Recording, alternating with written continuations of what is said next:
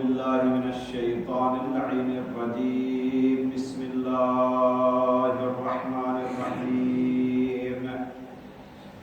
الحمد لله رب العالمين والعاقبة للمتقين والجنة للموحدين والنار للكافرين. الصلاة والسلام والتحية والإكرام على أشرف الأنبياء والمرسلين مولانا أبي القاسم محمد.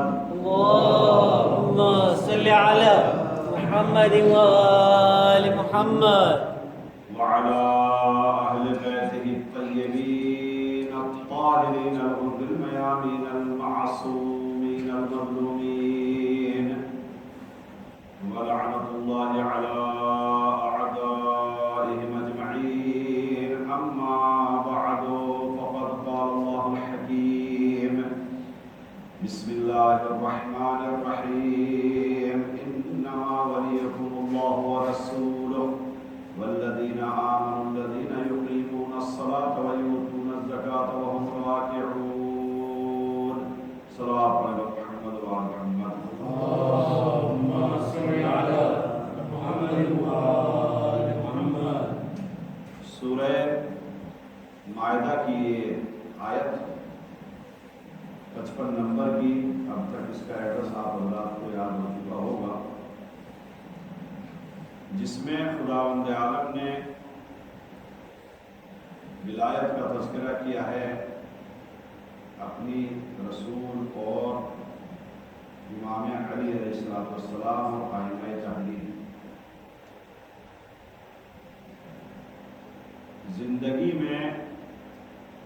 زندگی کا مطلب اس دنیا میں بھی اور آخرت کی دنیا میں بھی، جہاں ہمیں ہمیشہ کے لیے زندہ رہنا ہے،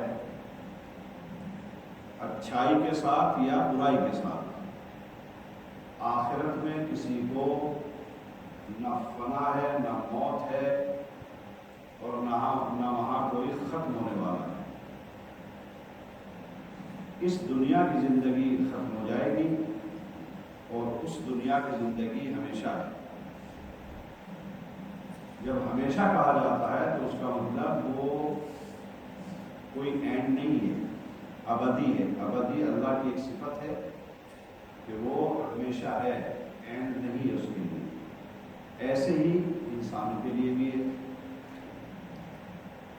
اس دنیا کو بہتر بنانے کے لیے خداوند عالم نے اس دنیا میں انسانوں کو بھیجا اور یہاں کی زندگی مختصر رکھی اور وہاں کی زندگی ہمیشہ کے لیے. ولایت امیر المومنین کو قرآن مجید میں زندگی بھی کہا گیا ہے، حیات.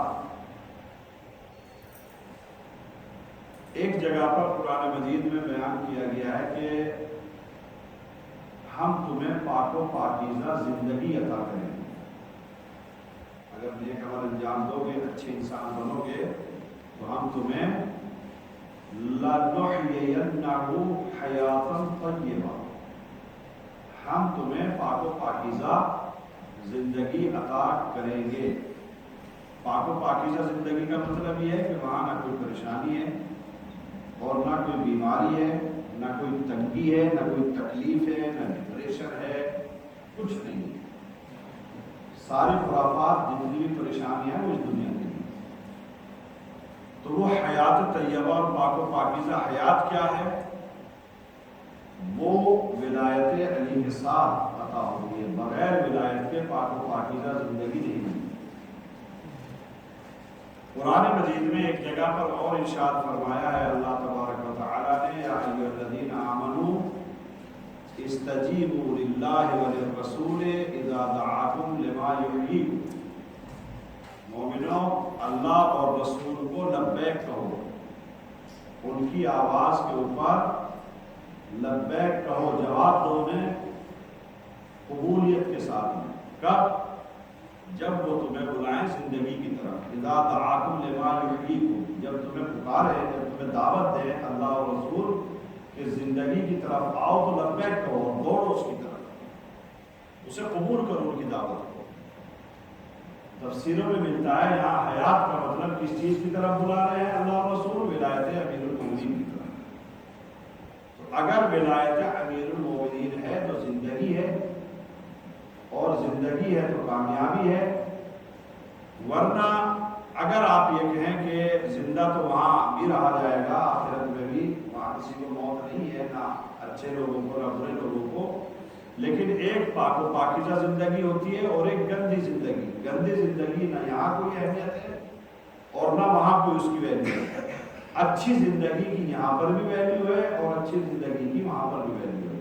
ایک صلوات پڑھیں محمد و آل محمد۔ اللهم صل على محمد وآل اگر محمد۔ ہمیں پاک و پاکیزہ زندگی چاہیے تو ولایت امیر المومنین کے بغیر ممکن نہیں ہے۔ ایک جگہ پر اور آپ دیکھیں قرآن مجید میں بھی ہے الذی خلق الموت والحیات لیبلوکم ایکم احسن عملا۔ اللہ نے زندگی اور موت کیوں پیدا کی ہے؟ کیوں بنائی ہے زندگی اور موت؟ تاکہ تمہارے اچھے اعمال، تمہیں یہ دیکھا جائے کہ اچھے اعمال کون کر رہا ہے۔ اگر اچھے اعمال ہیں تو زندگی اور موت کا فائدہ ہے، اللہ نے اسی لیے پیدا کیا ہے۔ یہاں پر بھی یہی ہے کہ اگر ولایت علی ہے تو زندگی ہے، اور اگر ولایت علی نہیں ہے تو موت ہے۔ اگر ولایت زندگی ہے تو اعمال نیک اور اچھے ہیں، اور اگر ولایت علی نہیں ہے تو پھر کیسے بھی اعمال ہو ان کو اچھا نہیں کہا جائے گا۔ ہماری نگاہ میں، ہماری آنکھوں کے سامنے اور ہماری تعریف میں یہ کہا جا سکتا ہے کہ اچھے اعمال ہیں، لیکن اگر ولایت نہیں ہے تو ان اعمال کی کوئی ویلیو نہیں ہے۔ میں نے مختلف حدیثیں آپ حضرات کے سامنے عرض کی ہیں اور آیات بھی۔ ایک آیت، ایک حدیث آج صرف اس کی طرف، وہ پوری حدیث لاسٹ تھرسڈے کی طرح نہیں پڑھوں گا پوری بھی، جیسے اس میں کاٹ کاٹ کے پڑھی تھی ایسے آج بھی۔ آپ اس سے اندازہ لگائیں گے کہ ہماری زندگی بھی ولایت علی کے ساتھ کامیاب ہے اور ہماری موت بھی ولایت علی کے ساتھ کامیاب ہے۔ اگر ولایت علی نہیں ہے تو زندگی ناکام ہے، اگر ولایت علی نہیں ہے تو موت بھی ہماری کسی کام کی نہیں ہے۔ شب جمعہ ہے، اس لحاظ سے آپ کو یہ حدیث تھوڑا سا میں سناؤں گا کہ ولایت علی ہمارے کہاں کام آتی ہے۔ ایک صلوات پڑھیں پر محمد و آل محمد۔ اللهم صل على محمد وآل پچھلے محمد۔ ہفتے عرض کیا تھا کہ جب موت آتی ہے کسی انسان کو، تھوڑا سا صرف کنیکشن ملانے کے لیے، جب موت آتی ہے تاکہ آپ کو یاد آ جائے، تو پیغمبر اکرم، امام علی اور جبرائیل اور ملک الموت، یہ چاروں کے چاروں مرنے والے کے پاس آ جاتے ہیں، اور وہ پوری حدیث جو آپ حضرات کے سامنے عرض کی تھی۔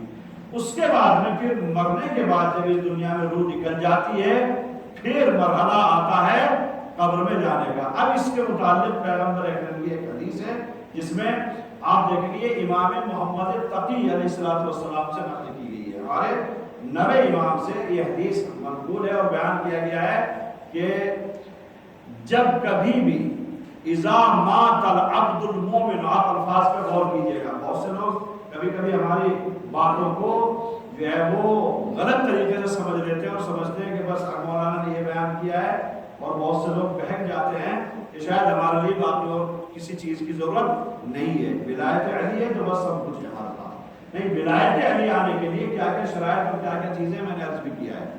یہاں امام بیان فرماتے ہیں کہ جب کبھی بھی اذا مات العبد المومن من اہل ولایتنا، کون مومن انسان؟ نمبر ایک، اس کے پاس ایمان ہونا چاہیے۔ ایمان کا مطلب کیا ہے؟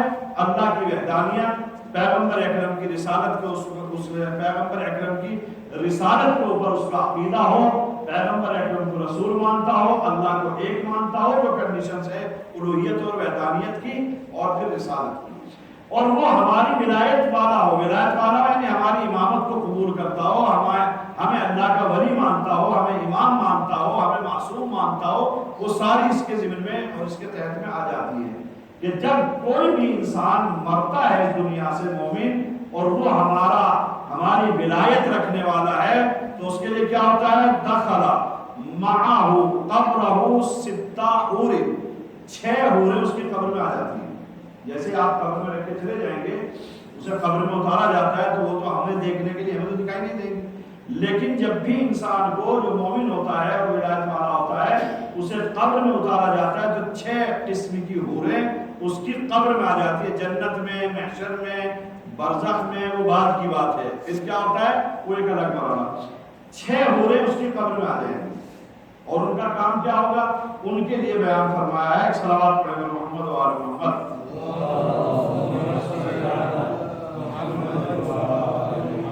امام نے بیان فرمایا ہے ان کے بارے میں کہ منہا حورت احسنہن وجہا، نمبر 1 اس کی ان کی جو کوالٹی ہوگی، احسنہن وجہا، نمبر 2 بیان کیا گیا ہے اطیبہن ریحا، نمبر 3 انظفہن ہیبتا، چہرہ خوبصورت ہوگا۔ اب آپ دیکھو خوبصورت چہرہ انسان کا نیچر ہے، وہ تو شریعت نے کنڈیشن لگا رکھی ہے اور شریعت کے احکام ہے۔ اگر شریعت ہے ہماری تو بہت سی چیزوں کو ہمیں وہ روکتی ہے، اسی لیے شریعت کے احکام ہوتے ہیں۔ ادروائز جب بھی کوئی خوبصورت چیز انسان کو نظر آتی ہے تو اگر دیکھنا حلال ہے تو انسان اسے دیکھتا ہے، اور اگر اس کا دیکھنا شریعت نے منع کیا ہے تو اگر واقعی شریعت کا پابند ہے تو نہیں دیکھے گا، اور اگر گندی ذہنیت کا ہے تو اسے بھی دیکھتا رہے گا۔ تو امام نے بیان فرمایا یہاں پر کہ جب بھی قبر میں مردہ جاتا ہے مومن تو 6 حوریں آ جاتی ہیں۔ نمبر ان میں کہا گیا کہ ایک کیا چہرے کے اعتبار سے خوبصورت، لفظ حور اگر آ جاتا ہے تو خوبصورتی کا مطلب ہوتا ہے۔ جب آپ حور کا تذکرہ کریں گے کہیں کی روایات میں حور العین قرآن مجید میں بھی آیا ہے اور دوسری دعاؤں میں بھی حور العین کا تذکرہ ہے، لفظ حور آتے ہی کا مطلب ہے یعنی بیوٹیفل، خوبصورت، ایک ایسا چہرہ کہ جسے آپ امیج بھی نہیں کر سکتے اس دنیا میں، اتنی خوبصورتی۔ لیکن اس کے باوجود اگر روایت میں کہا گیا کہ احسنہن وجہا، اس کا چہرہ بہت زیادہ خوبصورت ہوگا، تو اس کا مطلب کیا ہوتا ہے؟ اس کا مطلب یہ ہوتا ہے کہ حور بھی ہے اور اس کے بعد خوبصورت چہرہ بھی ہے۔ وَأَطْيَبَهُنَّ رِيحًا، جب وہ پاس میں حور آئے گی تو اس کی خوشبو بہت زیادہ پاک و پاکیزہ ہوگی، اچھی خوشبو ہوگی۔ طیب و طیب خوشبو کہا جاتا ہے ایسی جو ہمیں من کو بھائے۔ بہت سی خوشبویں ایسی ہوتی ہیں کہ من کو نہیں بھاتی۔ آپ دیکھیں گے انسان کو کہا دیتا ہے کہ خوشبو تعریف کرے گا نہیں، انسان سونگ کے اسے اسمیل کر کے فیل کرے گا۔ اگر ہے تو کسی کو کچھ پسند ہے، کسی کو کچھ پسند ہے۔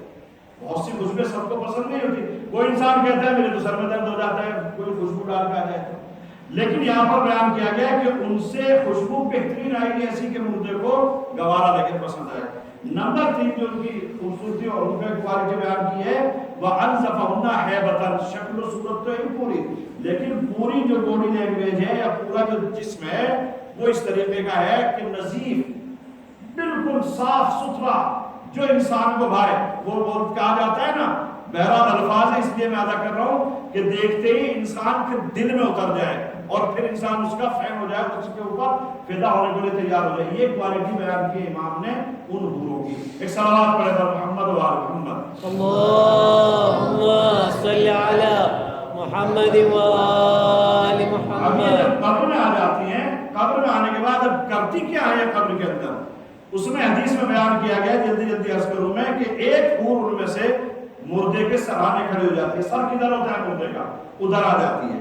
ایک حور اس کے دائیں طرف آ جاتی ہے، ایک حور بائیں طرف آ جاتی ہے، لیفٹ سائڈ رائٹ سائڈ، ایک پیچھے، ایک سامنے اور ایک پیروں کے پاس۔ 6 یہ بیان کر دیے گئے ہیں۔ اب ان کا کام کیا ہوتا ہے؟ یہ کرتی کیا ہے وہاں پر قبر میں آنے کے بعد؟ امام بیان فرماتے ہیں، امام یہ بیان فرماتے ہیں فَيَمْنَعْنَهُ من حیث ما عطا من الجہاد، ان 6 جو سائڈز ہیں، 6 سائڈ آگے پیچھے، لیفٹ رائٹ، آگے پیچھے جو ہوتی ہیں اوپر نیچے، ان 6 سائڈوں میں سے جو بھی مصیبت اور پریشانی مردے کے قریب آنا چاہتی ہے انہیں روک دیتی ہے۔ اب آپ کو معلوم ہے سب سے جو مرحلہ ہے قبر کا بڑا سنگین اور بہت ہی خطرناک، بڑا ڈینجرس، جس سے واقعی پناہ مانگنی چاہیے ہر آدمی کو، وہ ہے فشار قبر۔ فشار قبر کیا ہوتا ہے؟ فشار قبر ہوتا ہے 2 ٹائپ کا۔ اب شاید میں نے پہلے عرض کیا نہیں کیا، مجھے یاد نہیں ہے، 2 ٹائپ کا، 2 طریقے کا فشار قبر ہوتا ہے۔ ایک ہوتا ہے لینتھ میں، آپ دیکھو گے ایک مثال کے طور پر مردے کو ایسے لٹا دیا تو دائیں سائڈ اور بائیں سائڈ 2 ہوتی ہے حصہ، قبر کے جو حصے ہوتے ہیں وہ ایسے مل جاتے ہیں، ایسے چلتے ہیں اور انسان کو بالکل گرائنڈ کر دیتے ہیں، اس کی باڈی کو دونوں طرف سے آگے، ادھر کی پسلی ادھر اور ادھر کی پسلی ادھر۔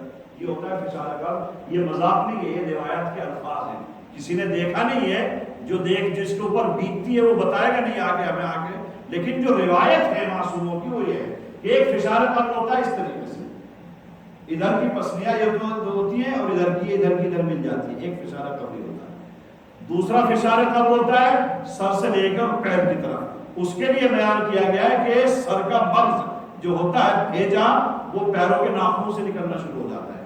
اللہ اکبر، آپ دیکھیں گے یہ دو طریقے کے فشار قبر ہوتے ہیں، ادھر سے بھی اور ادھر سے بھی ایسے۔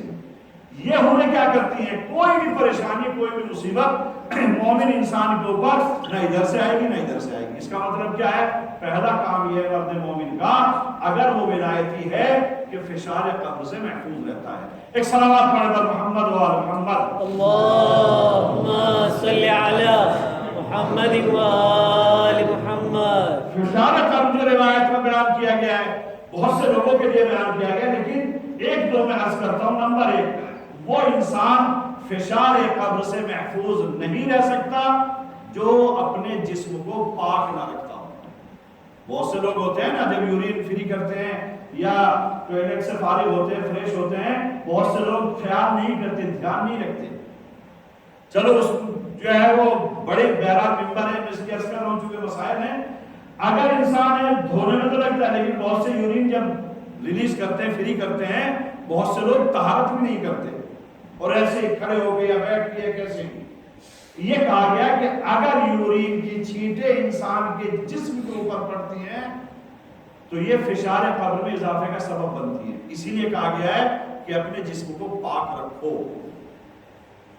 فشار قبر اس کے لیے ہوتا ہے۔ دوسرے کس کے لیے ہوتا ہے، دوسرے فشار قبر کہا جاتا ہے جو اپنی فیملی کے اندر اس طریقے سے زندگی گزارتا ہے کہ اگر گھر میں آئے تو بیوی ڈرنے لگے، بیوی ہو تو شوہر ڈرنے لگے، دونوں ماں باپ ہو تو بچوں کے اندر روب تاری ہو جائے۔ بہت سے کبھی دیکھا ہے نا کمرے میں گھس کے نکلتے بھی نہیں، ماں باپ بچوں کے اوپر جہاں حاکم بھی ہوتے ہیں مگر ان کے دوست بھی ہوتے ہیں۔ تو یہ کہا گیا کہ اگر کوئی فیملی میں سخت انسان سختی کے ساتھ زندگی گزارتا ہے، اور سے دیکھا نا ہر وقت اپنے گھر میں تیوریاں چڑھی ہوئی ہیں، ماتھے کے اوپر بل چڑھے ہوئے ہیں، جب بھی گھر میں داخل ہوگا بس نہ بیوی نہ بچے کچھ نہیں سمجھتا ہے، ایسے انسان کے لیے بیان کیا گیا کہ فشار قبر میں اضافہ ہوتا ہے۔ اضافہ ہونے کا مطلب کیا ہے، زیادہ گرہن کیا جائے گا اس کو۔ ایک صلوات پڑھے پر محمد و آل محمد، اللہم صلی علی محمد و آل محمد۔ زیادہ تفصیل میں نہیں جاتا ہوں، میری نگاہ گھڑی پہ جاتی ہے۔ اس کے بعد میں بیان کیا یہ 6 سائڈوں میں ہورے آ جاتی ہیں ان کے۔ اب اس کے بعد میں پھر یہ مردہ جب دیکھتا ہے یہ کیا ہے، یہ کون ہے، اس کے بعد پوچھتا ہے من انتنا جزاک اللہ خیرہ، تم لوگ کون ہو، خداوند عالم تمہیں جزائے خیر دے، اچھا بدلہ تمہیں عطا فرمائے، تم کون ہو، اپنے کو پہچانواؤ۔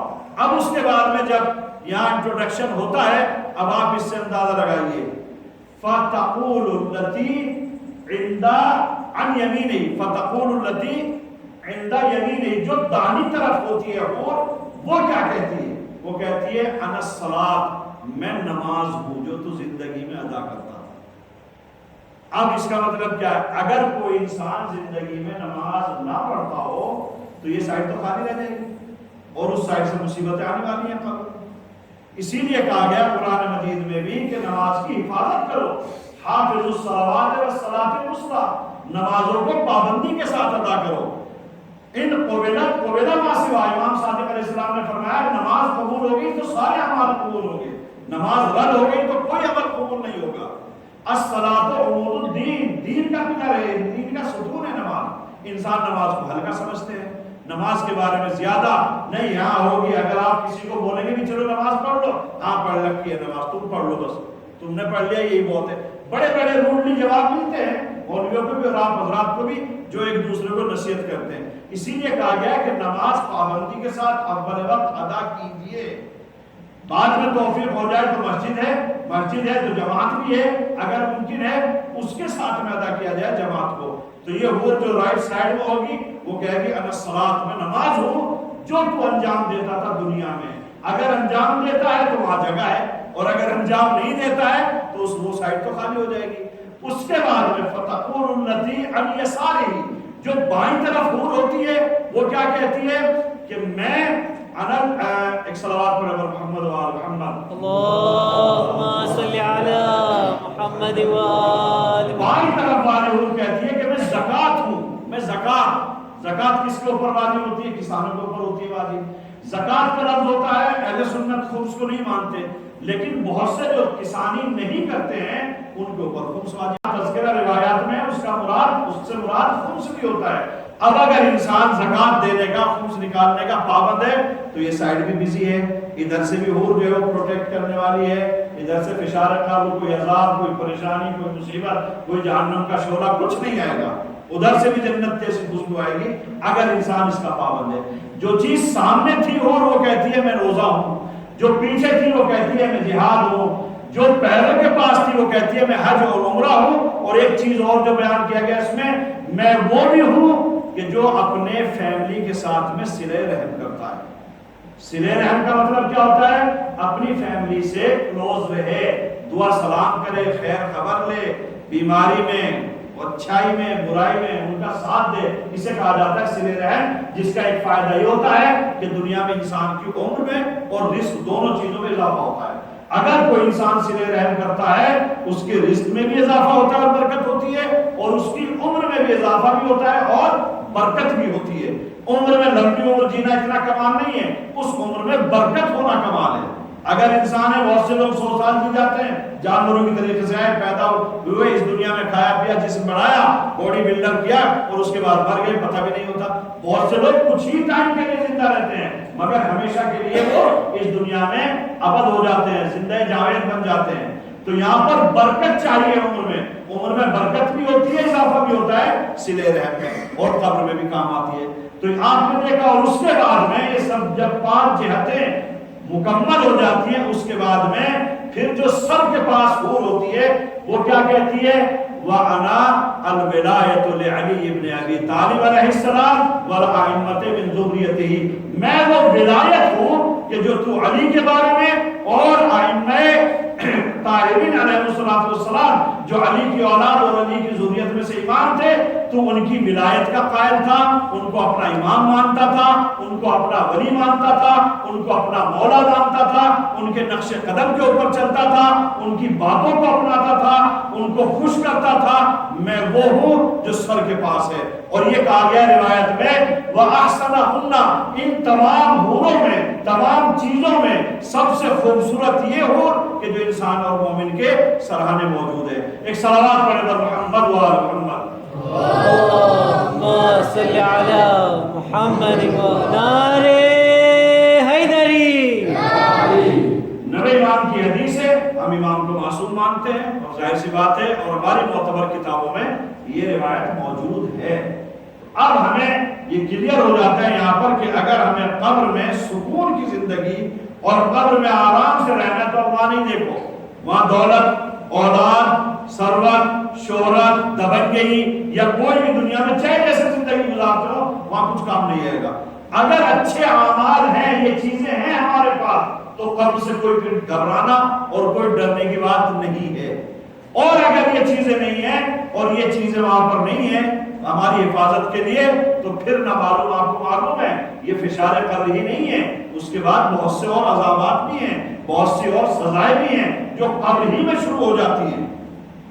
ایک صلوات پڑھیں پر محمد و آل محمد. اللہم صلی علی محمد و آل محمد. اسی لیے آپ دیکھیں گے یہ اتنی چیز ہے. اور آپ کو معلوم ہے جیسا میں نے عرض کیا تھا کہ خداوند عالم جو بھی ولایت کے ساتھ اس کی بارگاہ میں حاضر ہوگا اس کے ساتھ خوش ہو کر ملاقات کرے گا، اور جو بغیر ولایت کے جائے گا غضبناک حالت میں خداوند عالم اس سے ملے گا. اور آپ کو معلوم ہے جب غضبناک ہوگا تو ظاہر سی بات ہے اس کا عذاب، اس کا قہر اور اس کا رحم اس کو شامل نہیں ہوگا. قہر و غضب اور اس کا غصہ، اور جس کو محشر میں قہر و غضب کا سامنا کرنا پڑے اس کے لیے سیدھا کیا ہے؟ جہنم کا دروازہ ہے. اب اگر ولایت اس دنیا میں سمجھ میں آ جاتی ہے، جیسا میں نے عرض کیا بہت سو کو زندگی بھر سمجھ میں نہیں آتی، بہت سو کو لمحوں میں سمجھ میں آ جاتی ہے. میں نے عرض کیا تھا محرم میں بھی اور پہلے بھی، جناب زہیرین کی ولایت، جناب حبیب ابن مظاہر کی ولایت، جناب جون کی ولایت، جناب مالک اشتر کی ولایت کہ کیسے اپنے مولا کو اور اپنے آقا کو مانتے تھے کہ جس پوزیشن میں تھے اگر مولا نے حکم دیا ہے اس پوزیشن سے اگلا سیکنڈ بھی ان کا دوسرا نہیں ہوتا تھا، صرف امام کی اطاعت میں جاتے تھے، امام نے کہا اور فوراً اطاعت۔ ایک اور واقعہ اگر آپ دیکھیں گے جب ولایت سمجھ میں آتی ہے، اہل حرم کا قافلہ جب کربلا سے کوفہ اور کوفہ سے شام جا رہا تھا تو بہت سے شہروں میں اور بہت سے گاؤں میں اور بہت سے دیہاتوں سے نکلتا ہوا گیا۔ ایک مقام کے اوپر آپ نے دیکھا ہے، ایک مقام کے اوپر جب قافلہ رکا اور ایک یہودی جس کا نام یحییٰ حرانی بیان کیا گیا ہے، ایک مقام کے اوپر جب کوفہ سے شام جا رہا تھا تو ایک مقام کے اوپر اس نے کیا دیکھا؟ سر حسین نیزے کے اوپر، سر حسین نیزے کے اوپر۔ آپ کو معلوم ہے مسلمانوں سے آج سے نہیں، جب سے اعلان ہوا ہے اسلام کا اور آج تک جتنا یہودی مسلمانوں سے چڑھتے ہیں اتنا کسی سے نہیں چڑھتے، اور اس میں بھی خاص کر جو پڑھے لکھے ہیں وہ جتنا شیعوں سے عناد اور دشمنی رکھتے ہیں وہ کسی اور سے نہیں رکھتے۔ انہیں معلوم ہے یہ تو بھیڑ بکریوں کی طرح تمہارے اپنے کہنے میں آ جائیں گے۔ یہ قوم زندہ ہے اور انہوں نے خیبر میں بھی شکست دی تھی اور آج بھی ہیں، شیعوں سے نہیں ڈرتے، ان سے زیادہ خطرناک۔ لیکن جب ولایت سمجھ میں آ جاتی ہے پھر نہ یہودی ہوتا ہے، نہ عیسائی، نہ مجوسی، کچھ نہیں ہے۔ عبداللہ ابن وہب کرمی کی مثال ہے۔ یہاں پر جو بیان کیا گیا کہ ایک مرتبہ اس نے جب دیکھا سر امام حسین نیزے کے اوپر بلند ہے اور اس نے غور سے دیکھا کہ یہ سر کیا ہے تو ہونٹ ہلتے ہوئے دکھائی دیے اور قریب گیا، وہ آواز آپ دیکھیں، اگر دل سے دل مل جاتا ہے اور ولایت سمجھ میں آ جاتی ہے تو پھر جو بازو میں ہوتا ہے برابر میں اسے بھی سنائی نہیں دیتا، اور جو دور ہوتا ہے اگر ولایت ہے تو اسے بھی سنائی دے جاتا ہے۔ بیان یہ کیا گیا ہے کہ جیسے ہی اس نے دیکھے ہونٹ ہلتے ہوئے تو غور سے سنا اور وہ آواز پہنچی کہ سر حسین تلاوت کر رہا ہے وَسَيَعْلَمُ الَّذِينَ ظَلَمُوا أَيَّ مُنقَلَبٍ يَنقَلِبُونَ۔ جو لوگ ظالم ہیں، جن لوگوں نے بھی اس دنیا میں ظلم کیا ہے، انہیں عنقریب اللہ کے قہر و غضب کا سامنا کرنا پڑے گا، انہیں ان کے کیے کا بدلہ ضرور ملے گا۔ اور جیسے یہ آیت سنی اب اس کے بعد میں گیا قافلے والوں کے پاس، کہا اس قافلے کا سردار کون ہے؟ خوری کو بیان کیا گیا، کہا کہ یہ سر کس کا ہے؟ کہا یہ حسین ابن علی کا ہے۔ کہا حسین ابن علی کون ہے؟ کہا پیغمبر اکرم رسول اللہ کے بیٹے نواسے، فاطمہ کے بیٹے۔ تو اس نے یہ کہا کہ ایسی علامتیں یا تو پیغمبر کے ذریعے سے ظاہر ہوتی ہیں یا مسیح پیغمبر کے ذریعے سے، اور اسی وقت یہ کہا گیا ہے کہ فوراً آپ دیکھو جب انسان کو سمجھ میں آتا ہے حق اور ولایت، فوراً اپنی تلوار نکالی اور قافلے کے اوپر حملہ کر دیا اور 6 آدمیوں کو مارا۔ اس کے بعد آپ کو معلوم ہے اکیلا آدمی کیا کرے گا؟ پورا قافلہ ہے، پورا لشکر ہے۔ 6 آدمیوں کو مارنے کے بعد اس کے بعد لوگوں نے جو دشمن تھے خوری کے لشکر والے، یزید کے لشکر والے، اسے گھیرا اور اسے وہیں پر قتل کر دیا۔ اب آپ اس سے اندازہ لگائیے کہ جب انسان کو حق سمجھ میں آتا ہے تو فوراً لمحوں کے درمیان، اور پھر وہ انسان نہ موت دیکھتا ہے نہ زندگی دیکھتا ہے، اسے معلوم ہے کہ میں اکیلا کتنوں کو مار پاؤں گا یا کتنوں سے مقابلہ کروں گا، مگر جب حق آ جاتا ہے پھر انسان اس دنیا کو نہیں دیکھتا ہے، پھر موت کو نہیں دیکھتا ہے، وہ یہ کہتا ہے کہ موت چاہے ہمارے اوپر آ پڑے چاہے ہم موت کے اوپر جا پڑے۔ اور یہی وجہ ہے، یہی صبر اور استقامت ہے، یہی چیز ہے اللہ کے لیے کہ جو ہمیں یہ میسج دیتی ہے اور پیغام دیتی ہے کہ جو حسین نے کربلا میں اپنایا، اور حسین تو معصوم ہے، حسین امام ہے، حسین برداشت کر سکتے ہیں اپنی روحانی طاقت کے ذریعے سے بھی، مگر جناب زینب کبریٰ معصومہ نہیں ہے، جناب زینب کبریٰ امام نہیں ہے، جناب زینب کبریٰ نبی نہیں ہے، جناب زینب کبریٰ صاحب شریعت نہیں ہے، جناب زینب کبریٰ وہ چیزیں جو اللہ کے خاصان خدا، جو منصب اور عہدے اللہ نے دیے ان میں سے کچھ نہیں ہے، مگر سب کچھ ہے۔ جناب زینب آج رسول بھی ہے، جناب زینب نبی بھی ہے، جناب زینب امام بھی ہے، جناب زینب آج شریعت صاحب شریعت بھی ہے۔ وہ کس طریقے سے؟ اس لیے کہ جناب زینب جب لٹے ہوئے قافلے میں ایک قافلہ سالار کی حیثیت سے ہے تو وہ علی بھی بنی ہوئی ہے، وہ رسول بھی بنی ہوئی ہے، وہ اللہ کی طرف سے رسالت کا پیغام بھی لے کر جا رہی ہے۔ اور آپ نے دیکھا ہوگا کہ شام غریبہ کے بعد جناب زینب سلام اللہ علیہا نے کہیں پر بھی کبھی بھی کوئی ایسا شکوہ نہیں کیا کہ جو ہمیں یہ بتاتا ہو کہ جناب زینب کو شرمندگی ہے، یہ جناب زینب نے گویا ذلت و خواری محسوس کی ہے۔ بے پردہ ضرور ہیں مگر یہ نہیں کہا کہ ہم ذلیل ہو گئے۔ دربار یزید میں بھی جب ذلیل کرنا چاہا یزید نے، جناب زینب نے یہی کہا کہ تو کون ہوتا ہے ہمیں ذلیل کرنے والا؟ اللہ نے ہمیں تطہیر کے سائے میں رکھا ہے، اللہ نے ہمارے بے پناہ فضائل بیان کیے ہیں، اللہ کی نگاہ میں ہماری بہت بڑی عزت ہے، تو ذلیل کیا کرے گا؟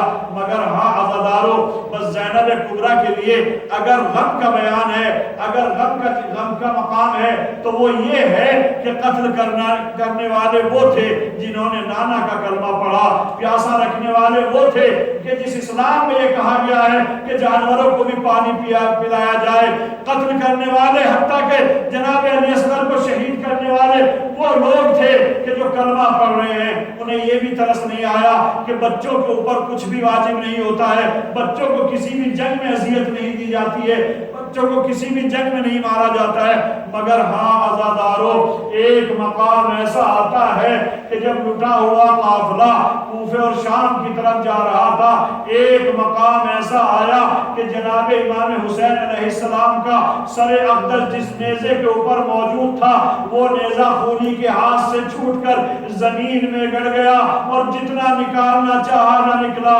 عزادارو ایک مرتبہ شبر تعزیانہ لے کر سید سجاد کے پاس آ کر کہتا ہے، سید سجاد ارے اپنے بابا کے سر سے پوچھو آگے کیوں نہیں بڑھتا ہے؟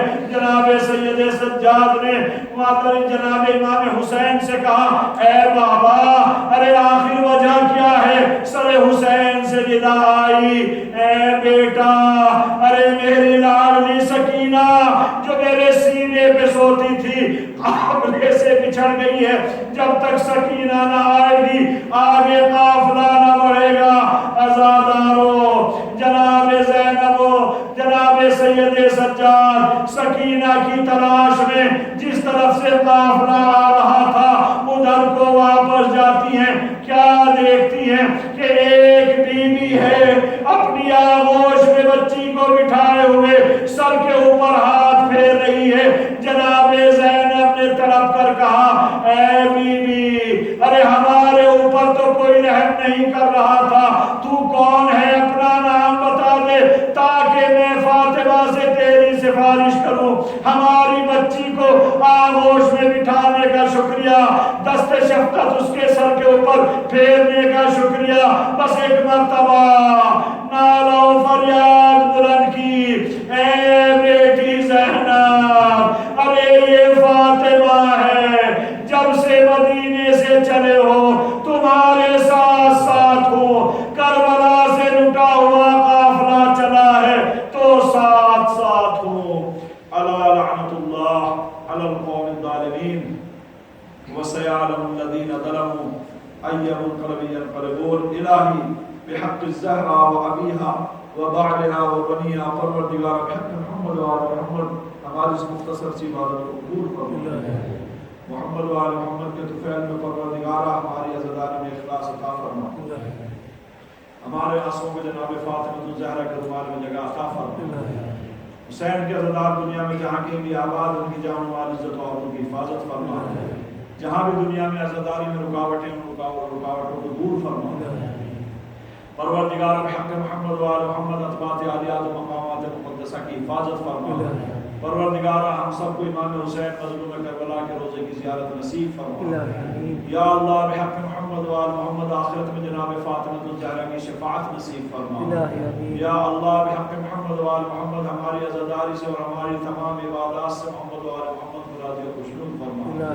یا اللہ محمد و آل محمد کے صدقے میں ہماری بیماریوں کی پریشانیوں کو دور فرما، ہم سب کے رزق اور کاروبار میں خیر و برکت عطا فرما، یا اللہ محمد و آل محمد کے طفیل میں محبان اہل بیت جہاں کہیں بھی آباد ان کی جان و مال عزت و آبرو کی حفاظت فرما، موجودہ وبا سے ہم سب کو اور تمام مومنات اور انسانوں کو محفوظ فرما، پروردگار عالم اس وبا کا دنیا سے جلدی خاتمہ فرما، یا اللہ محمد و آل محمد کے طفیل میں علماء اعلام مراجع کرام کی حفاظت فرما، خصوصاً آیت اللہ سیستانی آیت اللہ خامنئی کو صحت و سلامتی کے ساتھ پورے عطا فرما، امام زمانہ کے ظہور میں تعجیل فرما، شب مغفرت میں ہمارے اعزاء و اقرباء احباب جو بھی دنیا سے گزر گئے ان سب کی مغفرت فرما، ان کو جوار معصوم کی جگہ عطا فرما، حجت آخر کے ظہور میں تعجیل فرما، ہم سب کو کے ناصرین و مددگاروں میں شمار فرما۔ ربنا تقبل منا انک انت السمیع العلیم۔